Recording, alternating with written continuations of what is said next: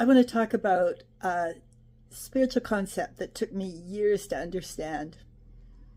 And, I live in hope of, the being that I am coming through me enough to be able to put things so simply and clearly that others can get this a lot faster than I did.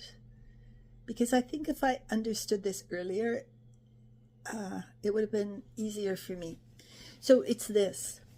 In the East, the sages say that we are divine beings in human form, and our true nature is bliss and joy and happiness. But and the fact of it is, in our ordinary day, we might not feel this at all. We might just be feeling stuck in our imprinting, like the patterns that we grew up with, that were operating in our family. All the deficits that happen when we don't feel completely loved. And, in the East, they'd say there are patterns coming from other lives as well. So maybe we're walking around in this material and we're not feeling the bliss or joy at all. But maybe we're thinking, I'd like a house. If I had a house, I'd be really happy. And maybe a mansion. And then I'd be happy. Or if I was rich. Or if I had a really elegant car or a really powerful motorcycle, then I'd be happy. Or if I had nice clothes. So, maybe we get this house. Maybe we win a lottery, or we buy it, or we're left it. And we might be just ecstatic for weeks. And then it just becomes a new normal. All of these things that I mentioned, if we get them, they just become the new normal. The motorcycle, new clothes, whatever. It just becomes us and no longer so attractive or glamorous, and our minds get restless again. Well, this isn't it. I thought this house would make me happy, but this isn't it. Maybe a trip to, I don't know, Antarctica or the North Pole, whatever. And we might do that too, and then the same thing happens. The reason it happens is because our true nature is this joy. So no thing outside ourselves will ever bring it to us permanently. There may be a honeymoon period after we get some desire that's met, but then the old restlessness returns. So the Eastern sages say,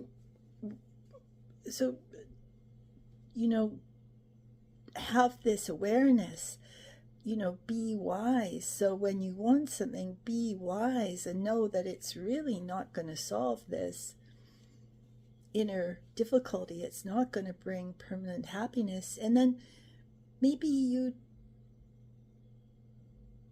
seek inner fulfillment.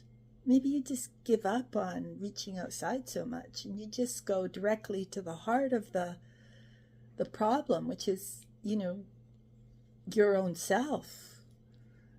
The heart of the problem is where your fears and your ego stops you from feeling your true nature.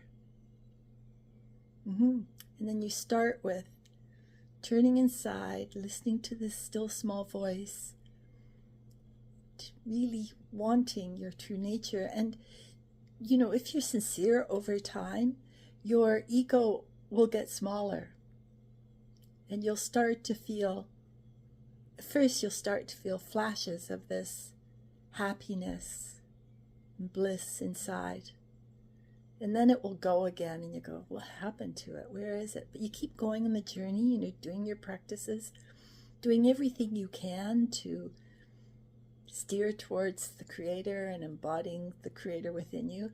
And gradually these peaceful lit periods get bigger and bigger and bigger.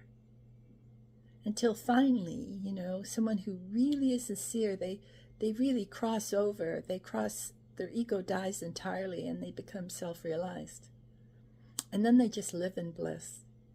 Now, any of us can actually do this. It's the East have the traditions, and in some ways it makes it easier for them. But the Westerners, Westerners have a tremendous capacity to go after what they want. So if a person really wants this in the West, they can learn how to turn inside and merge with your true nature. Yeah, and thousands of people around the world are doing this. And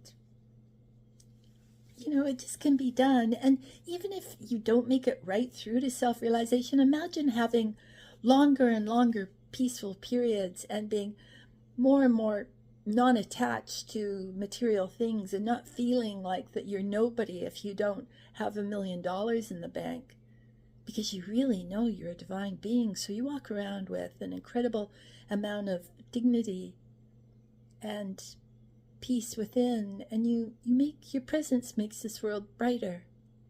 Yeah. Okay, just keep going. Bless your heart.